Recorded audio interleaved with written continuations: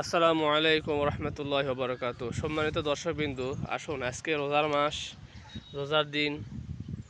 আজকে আপনাদের সামনে আলোচনা করা হবে নেক আমল সম্পর্কে, নেক কাজ করার বিষয় সম্পর্কে। নেক কাজ করার কত ফজিলত। এই যে রমজান মাস, আমাদের মুসলমানদের জন্য রমজান মাসটা হলো বোনাস শুরু। যেরকমভাবে মানুষ চাকরিজীবী যারা আছে, দেখেন ঈদের মধ্যে, দুই ঈদের মধ্যে, পূজার মধ্যে, এর মধ্যে সের মধ্যে বোনাস পায়, এরকমভাবে আমাদের মুসলমানদের জন্য বোনাস হলো রমজান মাস। এই রমজান মাসে যাই যত ভালো কাজ করবে, আল্লাহ তাআলা তাকে বোনাস স্বরূপ তার সওয়াব তত পরিমাণ বেশি দিবেন। কারণ হাদিস শরীফের মধ্যে আছে, হাদিসের মধ্যে আছে যে রমজান মাসে কেউ যদি একটা কোরআনের অক্ষর পড়ে, তাহলে অন্য মাসে যেরকম 10টা সওয়াব, এই মাসে হলো 70। এরকমভাবে রমজান মাসে যদি কেউ একটা নফল ইবাদত করে 2 রাকাত, অন্য মাসে ফরজ 2 রাকাত ইবাদতের মতো সওয়াব। এই মাসে যদি কেউ ফরজ 2 রাকাত পড়ে, অন্য মাসে 70টা ফরজ নামাজ পড়ার মতো সওয়াব। তো যাই হোক, রমজান মাসটা হলো একটা বোনাস। এই মাসে আমাদের সবসময় ভালো ভালো কাজ করা দরকার। আমি আপনাদেরকে কোরআন কারীম থেকে কিছু কথা বলবো, হাদিস থেকে বলবো, ভালো ভালো কাজ করার ব্যাপারে কিছু কথাবার্তা বলবো। অনেক দিন পর আছি আপনাদের সামনে। তো বিষয় হলো, আল্লাহ তাআলা বলছেন নেক আমলের ব্যাপারে একটা কথা। সূরা বাকারার মধ্যে বলছেন, আয়াত নাম্বার 215, যে ওয়ামা তাফআলু মিন খায়রিন ফাইন্নাল্লাহা বিহি আলিম। তোমরা অর্থ হলো, তোমরা যে কোনো কাজ করবে, আল্লাহ সে সম্পর্কে ভালোভাবে জানেন। সূরা বাকারা আরেক আয়াতের মধ্যে আছে, ওয়ামা তাফআলু মিন খায়রিন ইয়ালামুহুল্লাহ। অর্থ হলো, তোমরা যেই সৎ কাজ করবে আল্লাহ সম্পর্কে, তার সম্পর্কে আল্লাহ জানেন। সূরা জিলজালার মধ্যে আল্লাহ পাক বলছেন 30 নম্বর পারা, যে ফামান ইয়ামাল মিসকালা যারাতিন খায়রান ইয়ারা।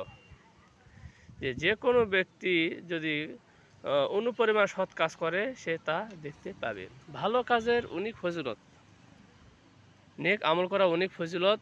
যাই হোক, আমি কথাটা বলতেছি, এই যে রমজান মাস আমরা হিলাই ধিলাই আমরা খেলে শেষ করে দিচ্ছি।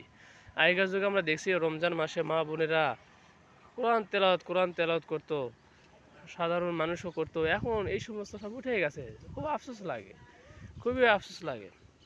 আগে যাদেরকে আমি পড়াচ্ছি, আমি তো ছাত্র বয়সে মানুষকে লেখাপড়া আরবি পড়াচ্ছি, আজ থেকে 12 বছর 13 বছর আগে, 12 বছর তো হবে কমপক্ষে ছাত্র বয়সে। তখন মানুষের কোরআন শরীফ পড়া, আরবি পড়া, শিক্ষা করা, কোরআন শরীফ শিক্ষা করা যে একটা ঝোঁক, আগ্রহ আসলো, এটাই এখন এই 12 বছর পর আর পাওয়া যাচ্ছে না। কারণ ইমান আমাদের দুর্বল হয়ে গেছে। এই 12 বছরে সত্যি বলতে কি, এই আপনার আওয়ামী লীগ সরকার আমলে যে 17 বছর বা 15 বছর যে ক্ষমতা চালাবে, এর মধ্যে ভারতের আধিপত্য এই বাংলাদেশে এমনভাবে প্রভাব বিস্তার করেছে যে ভালো জিনিসগুলো এমনভাবে মিটে গেছে, খারাপ জিনিসগুলো আমাদের সমাজের মধ্যে এমনভাবে ছড়ে গেছে যে এরা খারাপ কাজ করতে করতে করতে করতে করতে আমরা ভালো কাজগুলো একবার পর্দার মধ্যে ফেলে দিছি, এরা ওঠে না।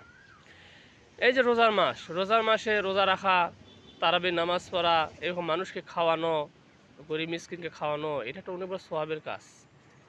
আগে মানুষ খুব গরিব মিসকিনকে খাওয়াচ্ছিল, মিলাদ মাহফিলের নাম দেয়া উনি কিছু খাওয়াচ্ছিল। এখন তো এই জিনিসটাও আমাদের ভুল ব্যাখ্যা করার কারণে, সমাজের মধ্যে ভুল কথা বলার কারণে, আমাদের মধ্যে কিছু কিছু হুজুরের মধ্যে বেশি বাড়াবাড়ি করার কারণে মানুষ খিলানা জিনিসটা তুলে ফেলে দিছে, উঠে গেছে। অথচ কথা আছে, কাঙ্গালকে খাওয়ানো সবচেয়ে বড় একটা ধর্ম, অনুদান বড় দান। আপনি খাওয়ান, কিন্তু জায়েজ সুরতে খাওয়ান, কোনো ক্ষতি নেই। কোরআন কারীমের মধ্যে আছে, সূরা মুদ্দাসসিরের মধ্যে আছে, যে সূরা মুদ্দাসসির আয়াত, যে আপনারা জানেন যে জাহান্নাম হলো 7টা, আর জান্নাত হলো 8টা। জান্নাত হলো 8টা, জাহান্নাম হলো 7টা। তো সাকর নামে একটা জাহান্নাম আছে। তো ওই সাকর জাহান্নামীরা যখন জাহান্নামে থাকবে, মা সালাকাকুম ফি সাকর ফি জান্নাতি, আছে তার আগের অংশের মধ্যে আছে আয়াতের, যে জান্নাতিওয়ালারা পরস্পর জিজ্ঞাসা করবে, বলা বলি করবে, মা সালাকাকুম ফি সাকর, তোমরা কোন কারণে, কি কারণে তোমরা আজকে সাকরের মধ্যে আসো, জাহান্নামের মধ্যে আসো। মা সালাকাকুম ফি সাকর।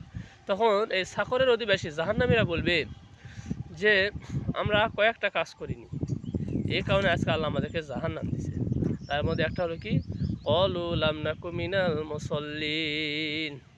তারা বলবে লাম নাকু মিনাল মুসাল্লিন, আমরা কি করি নাই, দুনিয়াতে নামাজ পড়ি নাই, সালাত আদায় করি নাই। আমরা দুনিয়াতে কি করি নাই, সালাত আদায় করি নাই। আর একটা কি, ওয়ালাম নাকু নুতইমুল মিসকিন, আমরা কি করি নাই, গরিব মিসকিনদেরকে খাওয়াই নাই, মানুষকে খাওয়াই নাই, অসহায়দেরকে খাওয়াই নাই। তো এখানে কি বোঝা যাচ্ছে, নামাজও পড়তে হবে, সলাতও আদায় করতে হবে, পাশাপাশি মানুষকে খাওয়াতেও হবে। আর কি, ওয়াকুন্না নাখুদু মাআল খাইদিন, আমরা গীবতকারীদের সাথে যোগ দিয়ে আমরা মানুষদের গীবত গাইতাম, বেহুদা কথাবার্তা বলতাম, ফাহিসা কথাবার্তা বলতাম। আর কি, ওয়াকুন্না নুকাযিবু বিয়াউমিদ্দিন, আমরা কি করতাম, পরকালকে অস্বীকার করতাম, পরকালকে বিশ্বাস করতাম না।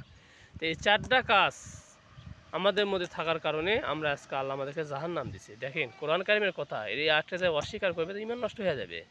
এই কোরআন কারিমের কি বোঝা গেল, যে আমাদের যেভাবে নামাজ সালাত আদায় করতে হবে, এভাবে মানুষকে খাওয়াতেও হবে, এরকমভাবে জবানকে হেফাজতও রাখা লাগবে, পাশাপাশি পরকালকে বিশ্বাস করা লাগবে। আমাদের রমজান মাস সর্বদিক দিয়ে ভালো কাজের মধ্যে আমাদের প্রতিযোগিতায় থাকতে হবে, সবসময় ভালো ভালো কাজ করতে হবে, ভালো ভালো জিনিস করতে হবে, সবসময় তো করতে হবে, রোজার মাসে বেশি বেশি করতে হবে।